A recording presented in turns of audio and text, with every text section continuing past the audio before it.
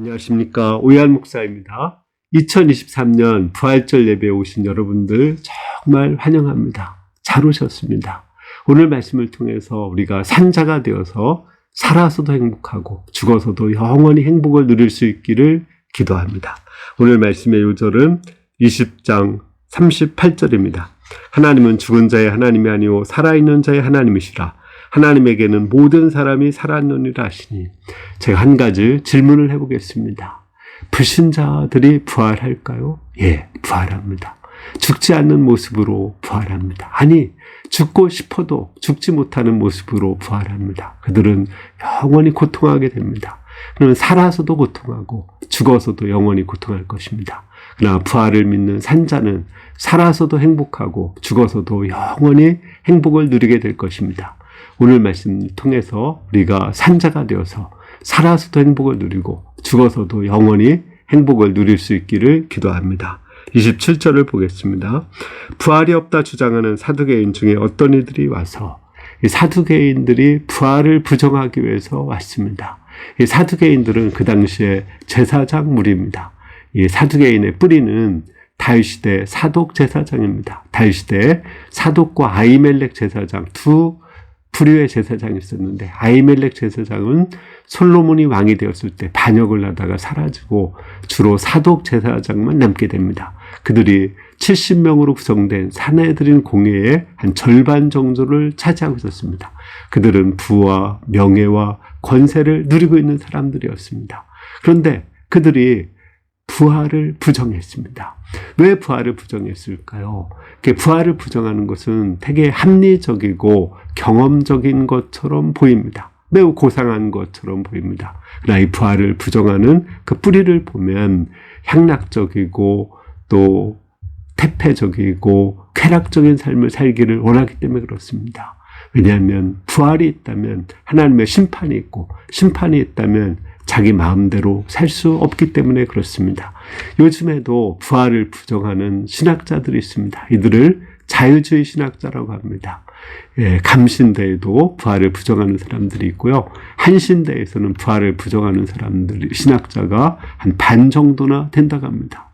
그들은 매우 과학적이고 합리적이고 또 자유로운 그런 신학을 하는 것 같습니다. 그러나 그 뿌리를 깊이 패보면은 심판을 믿지 않고 쾌락적이고 향락적이고 죄악된 삶을 살고자 하는 것을 알 수 있습니다. 이 부활을 부정하는 사람들이 동성애를 인정하는 사람들입니다. 28절에서 33절을 보겠습니다. 물어 이르되 선생님이여 모세가 우리에게 써주기를 만일 어떤 사람이 형이 아내를 두고 자식이 없이 죽으면 그 동생이 아내를 취하여 형을 위하여 상속자를 세울지라 하였나이다. 그런데 7형제가 있었는데 마지가 아내를 취하였다가 자식이 없이 죽고 둘째와 셋째가 그를 취하고 7이 다 그와 같이 자식이 없이 죽고 그 후에 여자도 죽었나이다. 7이 다 그를 아내로 취하였으니 부활 때에 그 중에 누구의 아내가 되리이까. 이들은 부활을 부정하기 위해서 한 가지 이야기를 꾸며냈습니다. 그 당시는 수혼법이 있었습니다.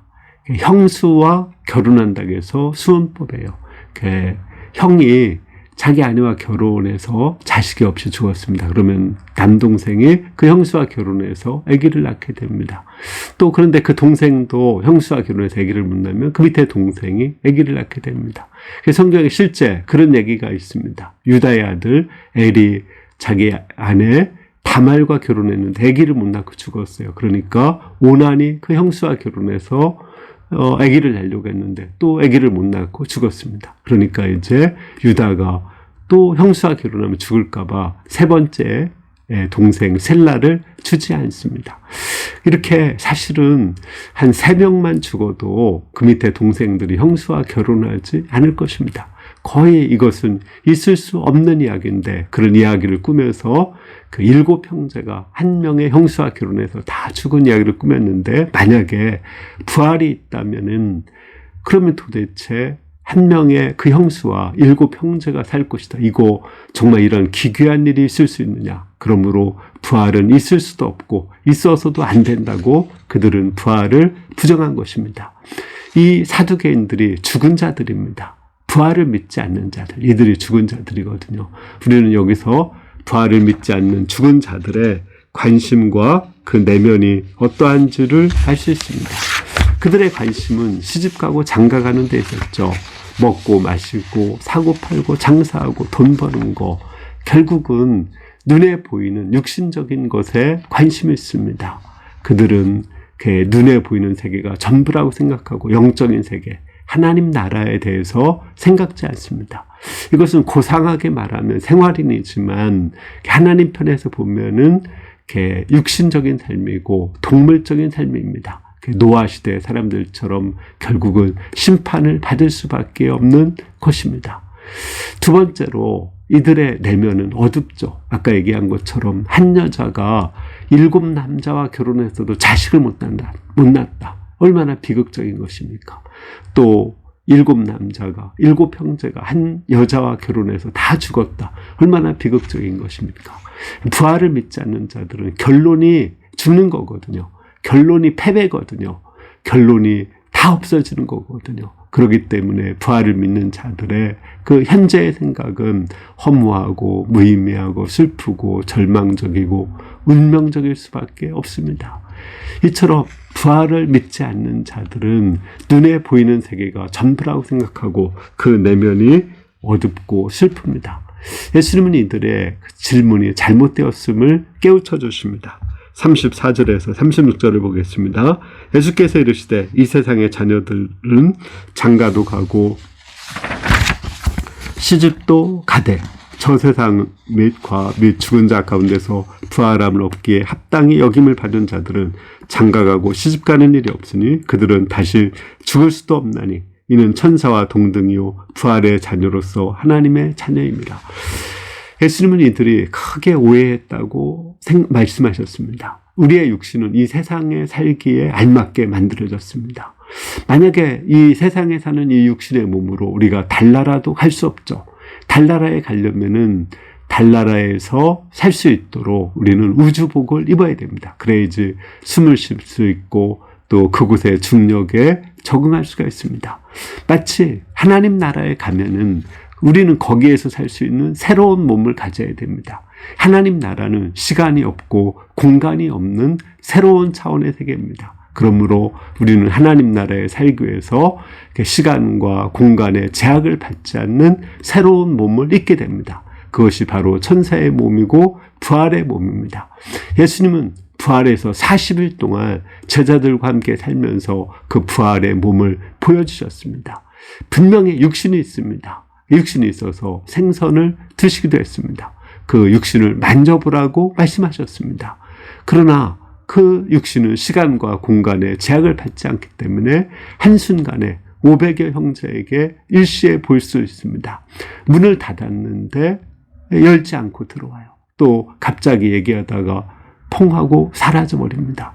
이렇게 시간과 공간에 제약을 받지 않는 새로운 몸으로 또 죽지도 않고 썩지도 않고 영광스러운 몸으로 우리는 살게 됩니다. 따라서 그 세계에서는 결혼하는 것도 없고 소유 개념도 없는 것입니다. 그러므로 이 한 여자가 어떻게 7 형제와 살 수 있느냐, 이 질문 자체가 우매한 우문인 것입니다.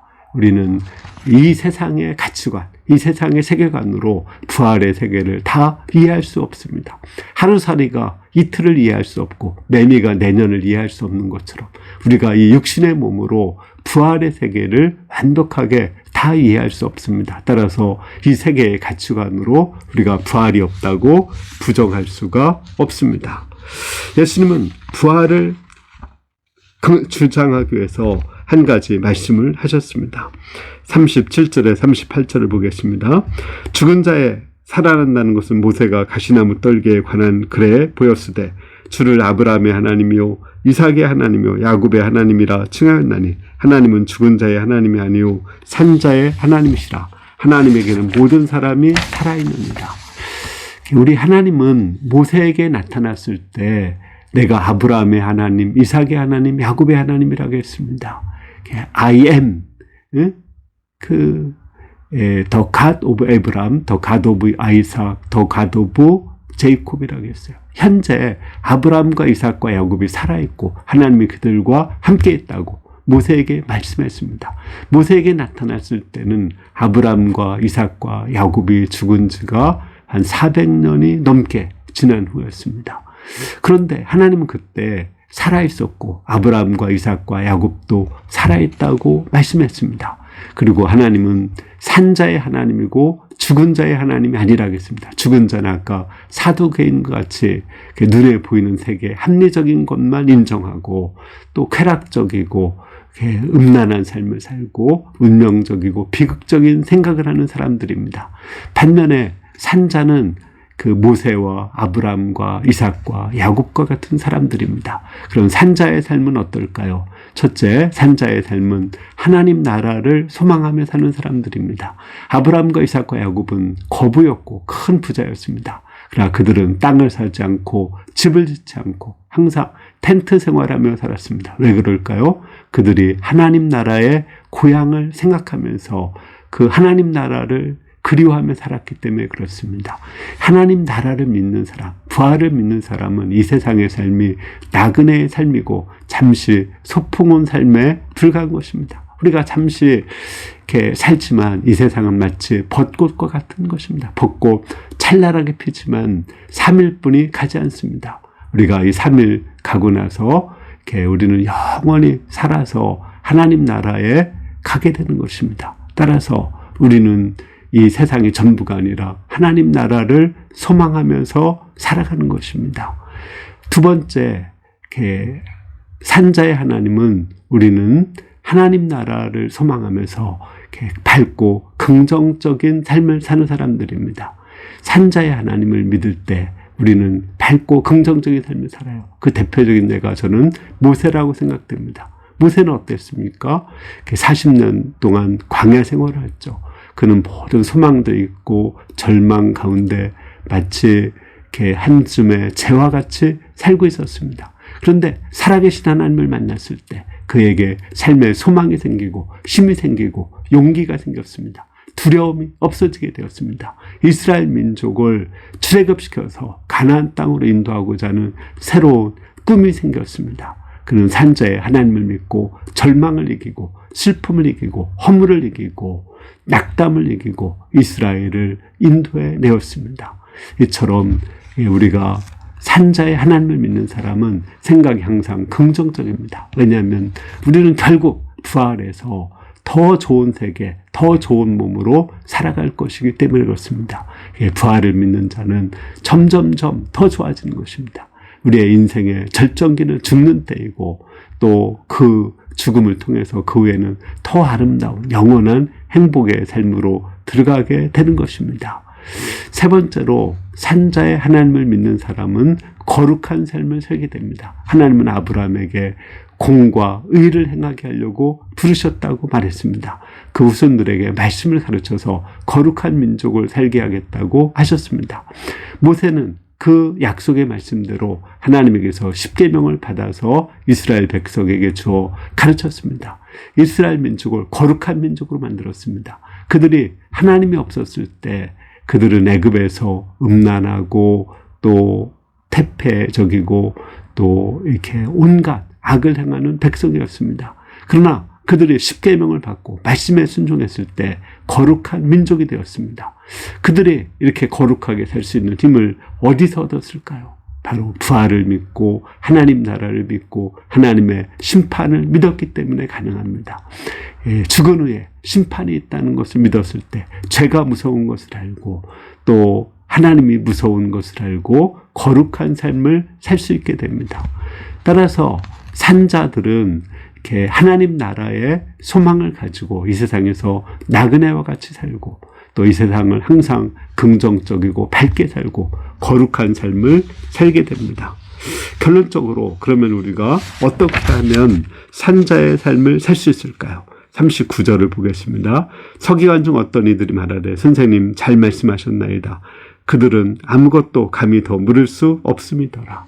그들은 예수님의 부활신앙을 잘 말했다고 했습니다. 우리가 산자의 삶을 살기 위해서는 산자의 하나님을 만나야 됩니다. 살아계신 하나님을 만날 때 우리는 산자의 삶을 살게 됩니다. 마치 포도나무 가지가 포도나무에 붙어 있으면은 열매가 맺듯이 우리가 살아있는 하나님을 만날 때 그 살아있는 하나님을 통해서 우리는 살아있는 자의 삶을 살 수가 있게 됩니다. 가장 대표적인 예가 저는 야곱이라고 생각합니다. 에서가 야곱을 죽이려고 400명의 군사를 끌고 왔습니다. 그때 야곱은 심히 두렵고 답답했습니다. 기도를 해도 답답하고 예물을 보내도 답답했습니다. 그러나 그 밤에 하나님께 나가서 기도하며 씨름하며 하나님을 만났습니다.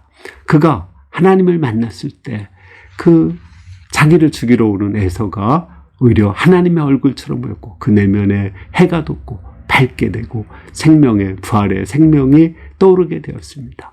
그의 내면에는 그 생명으로 가득 차게 되었습니다. 두려움과 슬픔과 고통이 없어지게 되었습니다. 이와 같이 우리가 하나님을 만나고 하나님과 동행하는 삶을 살아야 됩니다. 그러면 산자로서 우리는 어떠한 상황 속에서도 행복하게 또 긍정적으로 소망을 가지고 살아갈 수가 있게 됩니다. 비록 죽는다고 할지라도 우리는 새하늘과 새 땅에 더 좋은 몸으로 가기 때문에 우리는 긍정적인 삶을 하고 살 수가 있습니다.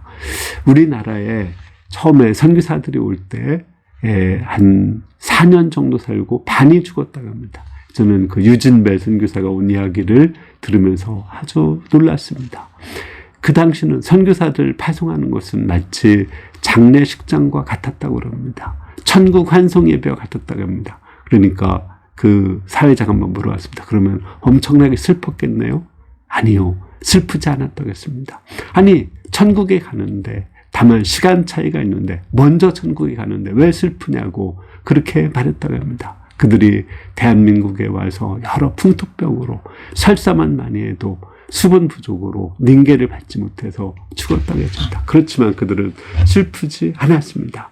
죽은 후에 영원한 하나님 나라에 들어가는 것을 알았기 때문에 그들은 이 한국에 올 때 마치 천국으로 들어가는 개선 장군과 같은 모습으로 밝고 환한 모습으로 오게 되었습니다. 이것이 그 선교사들의 삶입니다. 이것이 산자의 삶입니다. 우리가 살아계신 하나님을 믿고 살아계신 하나님과 동행하는 가운데 이 세상에서 밝고 긍정적이고 거룩하게 살고 하나님 나라를 소망하며 하나님 나라를 건설하며 살 수 있기를 기도합니다. 아멘. 기도하겠습니다. 하나님 아버지, 부활절에 우리 살아계신 하나님을 만나게 도와주셔서 감사합니다. 우리가 산자로서 하나님 나라를 소망하며 거룩하고 긍정적인 삶을 살게 도와주시기를 기도합니다. 예수님의 이름으로 기도했습니다. 아멘. 예수님은 부활해서 40일 동안 계셨고 또 하늘에 올라가서 영원히 계시죠. 우리가 오늘 부활절 하루의 기념이 아니라 부활하신 예수님을 믿고 영원히 부활신앙 가운데 거룩한 삶, 하나님 나라를 소망하는 삶, 희망차고 긍정적인 삶을 살아갈 수 있기를 기도합니다. 감사합니다.